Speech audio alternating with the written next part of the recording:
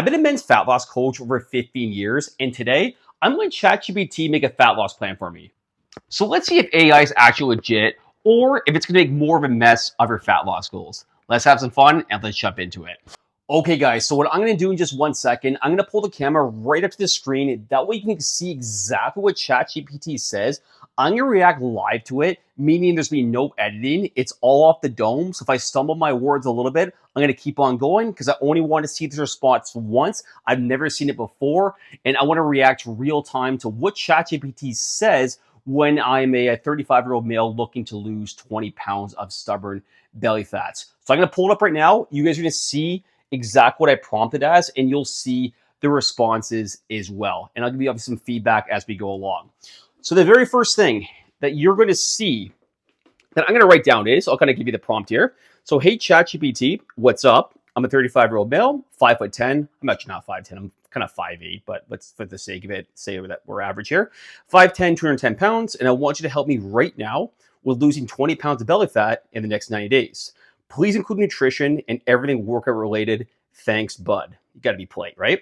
So that's the prompt. Let's see what it comes up with. And then I'm going to give you my real life reaction without ever seeing this at all.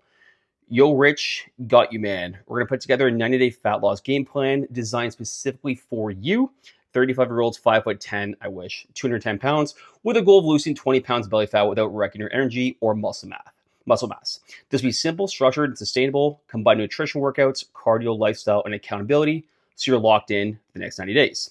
So step one is the game plan, the overview. So far I kind of like this because they're giving me like an actual outline, which is very important in a fat loss phase. So again, the goal is losing 20 pounds in 90 days. Like I kind of prompted that. And it says basically aim for, 1.5 to 2 pounds per week.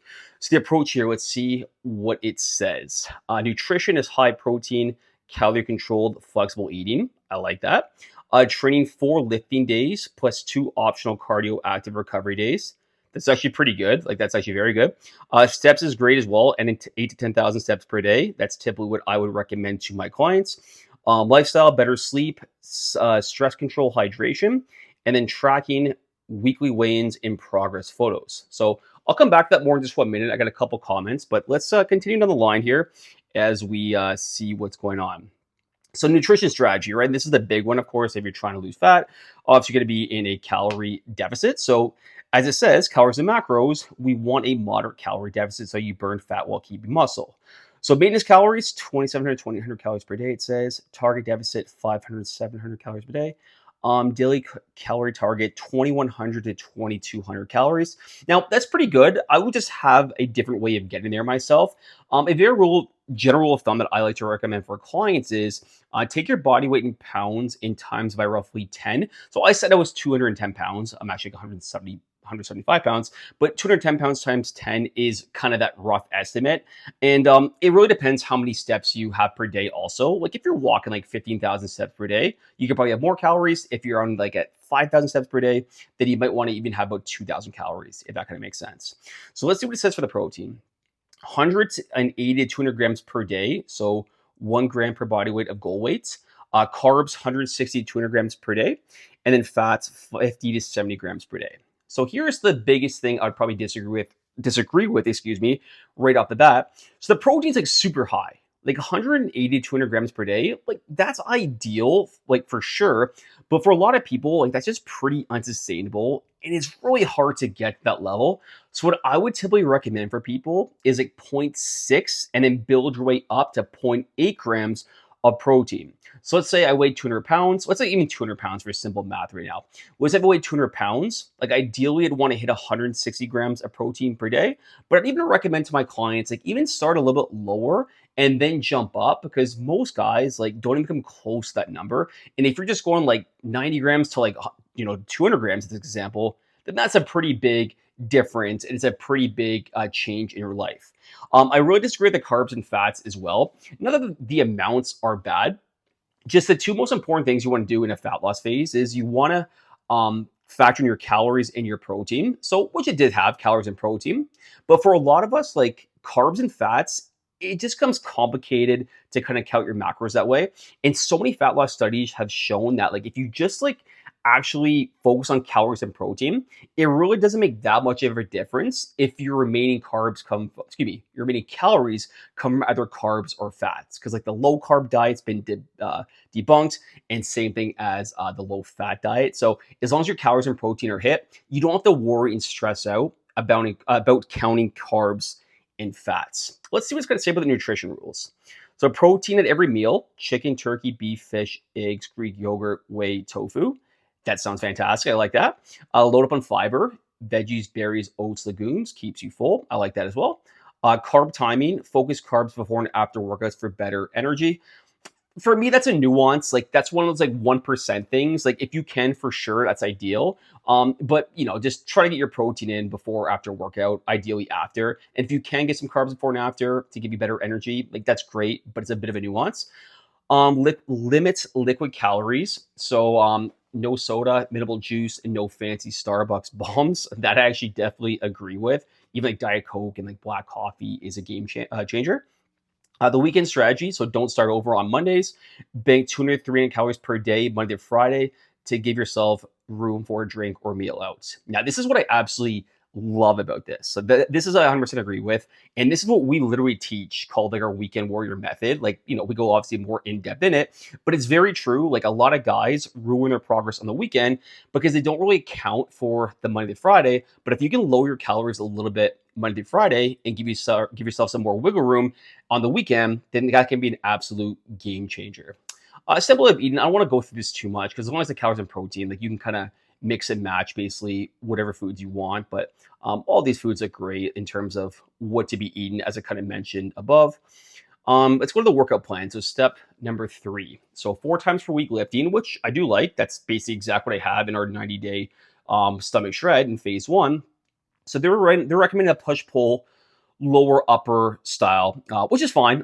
We do an upper lower times 2, but you can do that: push pull lower upper. But I like that as well. There's nothing wrong with it. Day 1: bench press four sets times 6 to 8. Overhead press 3 by 8 to 10. Incline double press 3 by 10 to 12. Tricep row push downs 3 to 12 to 15, and then push ups 3 sets to failure. So a couple things here. Right off the bat, like I never really specified if it was a newbie or intermediate or advanced. Now, if I was advanced, I would say this is fine. But if you're a rookie or intermediate, doing bench press 4 sets for 6 to 8 is pretty taxing on the body. And we typically don't, let's just say get in bench press until like month 2, month 3, because it is a bit of a complex movement, especially if you've never done it before. So the total sets are 7, 10, 13, 16. That's a good number overall. I do like there's about 16 sets in the workout. So it's focusing more on quality over quantity. The only thing I really change here is like the sets and the reps for the bench press. Everything else seems pretty fine. I would probably argue that overhead shoulder press and incline dumbbell press are pretty similar. Like I know one's a little more upper chest, one's more shoulder, but you could probably do more like a cable fly in there to kind of change the strength curve or something like that. Let's go day 2, pull. I can talk about that all day, so I'll move on here. Day 2, pull back and biceps. So again, I'll more this 1 second, but deadlifts 4 by 5, lat pull down 4 by 8 to 10, barbell rows 3 by 8 to 10, face pulls 3 by 12, and then bicep curls 3 by 12 to 15. So kind of like I said with bench press, and this is even a little bit more extreme. Again, deadlifts 4 by 5. That's a lot to me. Like that's a lot of sets, and that's obviously you're pulling a lot of weight because you're only in 5 reps.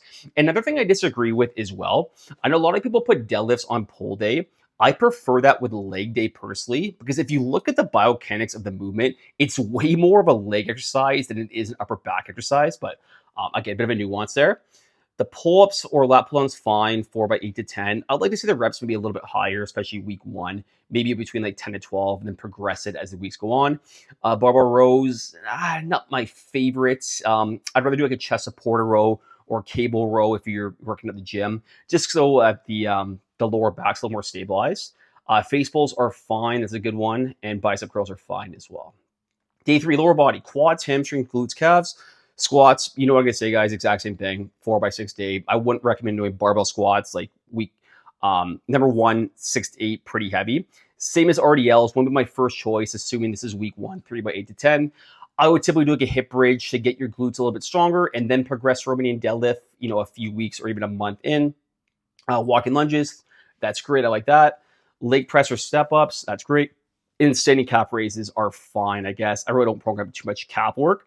My one beef here is like all these movements, guys, are very up and down, right? Like squats, deadlifts, lunges. It's what's called the sagittal plane. So you're moving basically straight up and straight down. You need some more rotation work, whether it's like a hip abduction, like a cable abduction, anywhere kind of moving out to this side because humans function in three planes of motion. And this is really only targeting one specific range of motion, which I would disagree with. Upper body power and volume. Like this is aggressive here.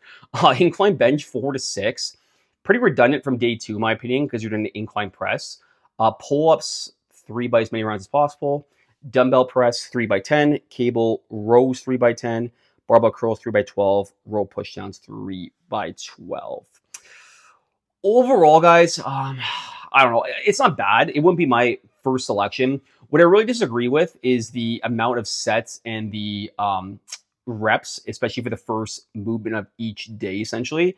Assuming this is someone like intermediate or maybe beginner, like they would be in a lot of pain and a lot of soreness after doing that. So I'd like to see the reps a little bit higher with not as much of advanced movements. Now I didn't prompt it in fairness to it. If I was like beginner intermediate, I just kind of said like, this is my goal, make a plan for me. Step 4, cardio and steps. So cardio isn't required, 100% accurate. You definitely do not need cardio. Steps minimum 8K per day. I agree with that. And then optional cardio 2 times per week. Yep, 100% fine there. Nothing wrong with that. Lifestyle optimization. 7 to 9 hours of sleep per night. Agreed. Hydration. Yep. Alcohol max 2 drinks a week if possible. Now, like for me, this is where I would go back to like the weekend thing. Like I myself have more than 2 drinks every weekend, like a lot more than that. And I'm still at like 10 to 12% body fat. As long as you structure it in a way that's fits your calories, you can definitely have more. Now, it's not bad in terms of a good general advice, especially when starting off, but you can definitely have a little bit more, especially if you're used to drinking a lot more alcohol. But obviously, the lower you do, the better. Stress, meditation, walks, journaling, cortisol kills fat loss if unmanaged. So the only thing I'd say there, it's just very overwhelming, right? Like just think if you're just trying to get back a routine and someone tells you sleep 9 hours a night, gotta hydrate, no alcohol basically, do meditation, do 4 workouts, count your calories, count your protein. It's a lot, right? So I wouldn't really focus too much on like the stress part, or even the hydration part, like a specific quantity number. I would just say obviously like drink more water and make sure you're hydrated. Tracking accountability 3 times per week, track weekly average, progress pics every 2 weeks, same lighting, same pose, adjust calories if not losing. Okay, so the weigh-in, I think it's very individualized. For some people, I think it's very necessary to weigh in like either every single day or maybe 3 times a week. But some people just don't like weighing in. So it really depends on how you get, because some people see the scale and they freak out. So this is a very individualized thing, and that's why it's a little bit generic, that advice there. The progress pics every 2 weeks. Yeah, I agree with that. Every 2 to 4 weeks, like probably 4 weeks is good, but it's very important definitely take progress pics for sure. And I 100% agree, like adjust your calories if you're not losing 1 to 2 pounds by week. But again, I would look at the progress pictures too, because it's not just scale. So like this, if the pictures look a lot better, but your weight's relatively the same or just a little bit lower, then you're probably on the right track. 90-day targets, so that's fine there. We won't go too much into that. And my 3 golden rules for myself: don't chase perfection, chase consistency. That's 100% accurate. Eat protein and veggies first every meal. Agreed. Get stronger while losing fat. 100% agreed. And then if I want, they could put together an ND full calendar. Okay, I'm just going to flip the camera around here, guys. I'll react to it a bit. So overall, I don't think it's that bad. Where I really kind of disagree with is how many things, if there's 2 main things I disagree with, it's how many things they get you to do like off the bat. Like, they're telling you to work out, they're telling you to meditate, telling you to do this, telling you that. It's better if you can kind of pick like maybe a couple things and build off it. And hopefully you guys can see me, by the way. If you can't, you can at least hear me. It's better to pick a few things and build off of it, like stack those small wins. If you've ever read Atomic Habits, it's a great book, highly recommended. Opposed to just going like all in, because a lot of guys, right, we try to go 0 to 100 and do all these things at once. But then we do good for a few weeks and then we basically fall right off the map. So overall, my rating for ChatGPT, I would give this probably about a 7 out of 10. It's definitely pretty generic, and the workout plan is probably the biggest part I disagree with. And I definitely disagree with the counting the carbs and fats as well. Oh, that's a nuance. But overall, like, this is not a bad plan. I definitely take exception to the workout plan, especially the movements. Everything else are a little bit more nuances and here and there. But overall, not too bad. And I give it a 7/10 for my rating. Let me know what you think as well. Like, I'm curious. Like, I took you through it. Like, if you're either a fat loss coach or maybe you're trying to lose 20 pounds yourself, if someone gave you this plan, like, what would you say to that? Let me know in the comments below. Hope you guys enjoyed it. If you did, please make sure to like and subscribe.